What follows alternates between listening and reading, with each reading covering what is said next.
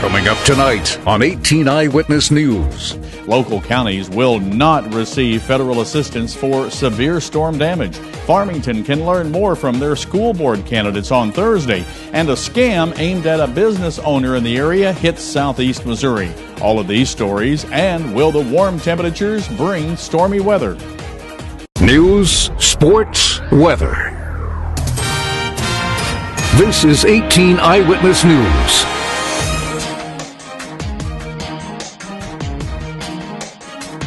Hello, everybody. I'm Fred Dawkins. Thanks for joining us on 18 Eyewitness News. Here are some of the top stories that we're working on this hour for you.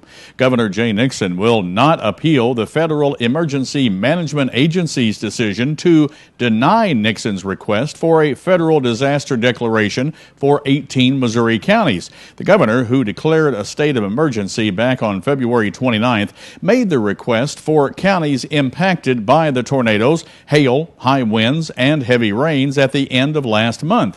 Now, the severe weather caused 3 deaths, numerous injuries, and widespread destruction. Nixon called the FEMA's decision disappointing, but pointed out that the state will continue to provide help to the affected communities. Among the counties covered by Nixon's request were Bollinger, Madison, and Stoddard. Well, now Dustin is here speaking about the weather. He's going to give us a look at our first forecast. Dustin? Good evening, Fred. Good evening, everybody. Temperatures are on the mild side here in southeast Missouri. Look at this. In the 70s here in Farmington, 75, as well as in St. Louis and Rolla, 77 in Ironton, 73 in Poplar Bluff, 75 in Marble Hill, and 73 in Cape Girardeau. What's in store for your evening this evening? Temperatures continue to be on the warm side, 73, clear skies by 7, 9 p.m., 69 and clear, 65 with a clear sky by midnight. Tomorrow is going to be a little bit different. We'll see clouds start to increase tomorrow morning and tomorrow afternoon. Temperature of 59 degrees, much warmer for your high tomorrow with a partly sunny sky at your bus stop. More clouds are going to be increasing, like I said. We'll also see the chance of some showers and thunderstorms. I'll give you all those details plus more warmer weather on the way. Details later on in weather. Farmington residents can learn more about their school board candidates at an open forum Thursday afternoon at 4 o'clock at Long Hall. The Farmington Chamber of Commerce and Community Teachers Association are sponsoring the assembly. Chamber Executive Director Doug McDermott says they scheduled the forum so those concerned with the schools could be there. But specifically, the afternoon forum is designed so that folks who are involved with the school can come after 3 p.m. since it starts at 4, and there's plenty of room in Long Hall. So we're excited to see all the folks from the community who have an interest in the Farmington School District come out to participate. McDermott says given the responsibilities of school board members, residents should take this opportunity to hear from the candidates. Serving on the school board is a very important role. You know, they're administering, in essence, a corporation that's very, very large, and they have to have that high-level strategic thinking. So it's important for voters to understand who's actually coming to the table to take on that responsibility of leading the Farmington R7 school district. It has a great history of success, but we want to see that continue and grow. Voters will fill 2 seats on the Farmington School Board from the 9 candidates during the April 3rd election. A scam aimed at business owners is being reported in southeast Missouri. The Poplar Bluff Chamber of Commerce is warning members to be on the lookout for bogus advertising bills from the American Super pages of Mooners Forks, New York. A chamber member received the statement, which includes a place for credit card information. The business had not advertised in the phone book, and the statement contained several misspellings. When we come back on 18 Eyewitness News, grants are available to local schools to improve students' nutrition. That story's coming up only on 18 Eyewitness News. The St. Louis Dairy Council is making grants available to local school districts to improve children's nutrition.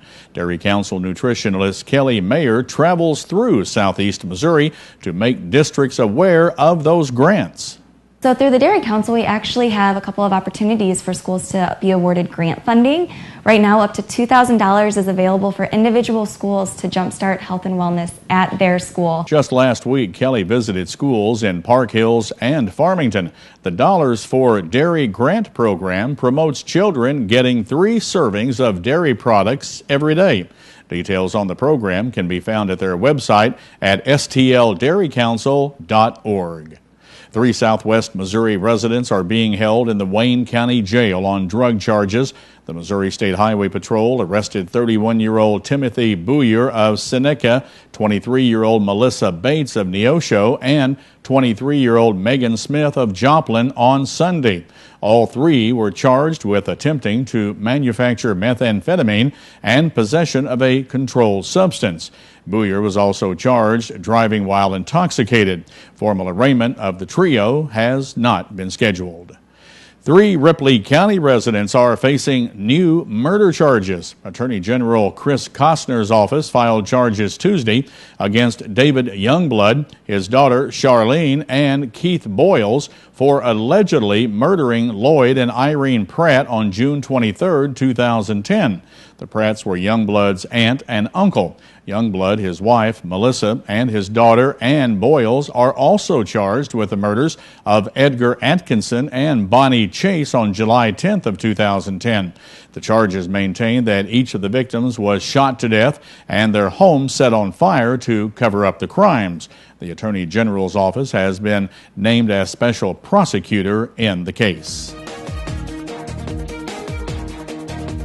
When we return on 18 Eyewitness News, if you hope to shed a few pounds, Don Arnold will show us how losing sleep may keep you from losing weight. That's coming up in your health segment. But right now, Dustin Kopp is making a last-minute check of our Storm Tracker 18 weather forecast, which looks like we might see some thunderstorms on the horizon. That's coming up next on 18 Eyewitness News.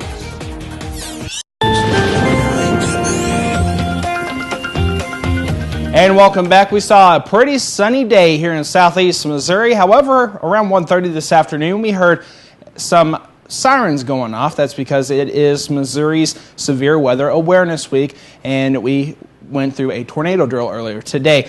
That is to prepare us just in case severe weather comes through. Right now, tonight, we're not going to see any severe weather. Temperatures remain above normal for the next several days. Also, rain starts moving in with some thunderstorms for the next several days as well. Looking at current temperatures here in southeast Missouri, they're on the warm side, 75 in Rolla and St. Louis, as well as in Marble Hill. Cape Girardeau right now at 73, 75 in Piedmont, 77 in Ironton, and right now in Fredericktown, 74 degrees. Here at the station, we have a temperature of 75 with a clear sky, current dew point at 55, humidity at 49% with a south wind at about 6 miles per hour. Tomorrow, we're going to be under a partly cloudy sky early, and then showers and thunderstorms start pushing into our area, and that's what's going to bring us the rainy weather for the next several days here in southeast Missouri. Tonight's lows, 57 up in St. Louis, 56 in Ironton, 54 in Fredericktown, one of the warmer spots at Farmington at 60, 55 in Cape Girardeau, and Poplar Bluff. Tonight, low around 60. It's going to be clear and mild, south wind 5 to 10. Tomorrow, we'll see partly mostly cloudy sky early on, and then showers and thunderstorms start developing. South wind 10 to 15, gusting at 25. Look at that high temperature of 81 degrees. Next several days looking nice as far as in temperatures, but we're going to continue to see those showers and thunderstorms for the next several days. 80s Thursday and Friday. Upper 70s by Saturday and Sunday with showers and thunderstorms possible. 76 with a partly sunny sky on Monday, and then showers move back in the forecast on Tuesday with more chances of rain for the next several days after that with a high of 73. And now look at our weekend forecast here in southeast Missouri. Saturday, showers and thunderstorms, high 77, low 59. On Sunday, showers and thunderstorms continue with a high of 78, low of 51. Let's check your Storm Tracker weather forecast. Fred, back to you. This is 18 Eyewitness News Sports. Cardinals right-hander Chris Carpenter, sidelined by a bulging disc that has affected a nerve in his neck, is feeling better. However, he has not resumed throwing yet and may not do so for another couple of days, further jeopardizing his projected opening night start in Miami on April 4th. But pitching coach Derek Lilliquist offered a different possibility that would have presumably recovered Carpenter at the back end of the rotation at the beginning of the season, and that Carpenter might not be missing a start. For the moment, Lance Lynn, who had been a reliever on last year's roster but a starter for his minor league career, will take Carpenter's turn in the rotation beginning Wednesday when he faces the Houston Astros. The Blues continue their 7-game road trip tonight with a stop in Chicago to face the Blackhawks. With 97 points, St. Louis is atop the NHL standings and improved their road record with a 2-1 win at Columbus on Sunday. The team has won 8 of its last 11 on the road and has allowed only 1 goal in each of the last 5 games. The Blackhawks are trying to stay in the playoff picture after losing a number of key players to injury. Chicago earned a tough point at home on Sunday, pushing Los Angeles to overtime before losing in a shutout. The Rams are ready to be active shoppers during the NFL's free agency. With the salary cap staying flat this year at just over $120 million, the Rams cleared up nearly $20 million of salary cap space by deciding to release 5 starters: center Jason Brown, defensive tackle Fred Robbins, defensive tackle Justin Bannon, cornerback Ron Bartell, and defensive end James Hall. With those roster moves, the Rams went from about $10 million in cap space to about $30 million, giving them ample resources to be active shoppers in free agency. And 24 times, Mizzou has played in the NCAA tournament without a Final Four to show for it. For all the conventional wisdom about how to get there, there's no one template or formula for such a breakthrough, and a little luck always seems to factor in. But this Mizzou team, ranked 3rd in the nation and seeded 2nd in the West region, has many traits comparable with recent Final Four teams and has a reason to believe. Not that Mizzou, 30-4 on the season, does not have its vulnerabilities, including a lack of height and a 7-man rotation that could be punctured with foul trouble. Still, Mizzou is one of the nation's best free throw shooting teams and excels at 2 other major common denominations the analysts found critical: assist to turnover ratio. The Tigers are 2nd in the country, and field goal percentage. Mizzou is ranked 3rd in the country. And that's a look at sports. We'll be back with today's Your Live segment right after this on 18 Eyewitness News. I'm Stacy Johnson. You need a clever way to make some cash? Here's one: turn Kool-Aid packets into purses. But if that's a little too out there for you, I've got some other ideas just ahead on Money Talks News. Certainly an interesting week of weather with warm temperatures. I know we got into the 80s today, and wow, it's just been a fantastic start to a week. What's the rest of it look like? The rest of the week is looking rainy and stormy. We're going to see some showers and thunderstorms through the rest of the week into the weekend. Our next chance of sunshine isn't until next week, about Monday. However, temperatures are going to continue to be on the warm side, 80s, upper 70s. Really can't complain about the temperatures. It's just going to be the rainfall that we're going to be complaining about. As long as it's in the 70s or 80s, I'm fine. Me too. I love it. That does it for our newscast tonight. Thank you for joining us. Join us again later on, and then tomorrow morning at 6 a.m. for the early morning edition of 18 Eyewitness News. Have a blessed evening, everybody. God bless. Have a good night, everybody. Newswatch is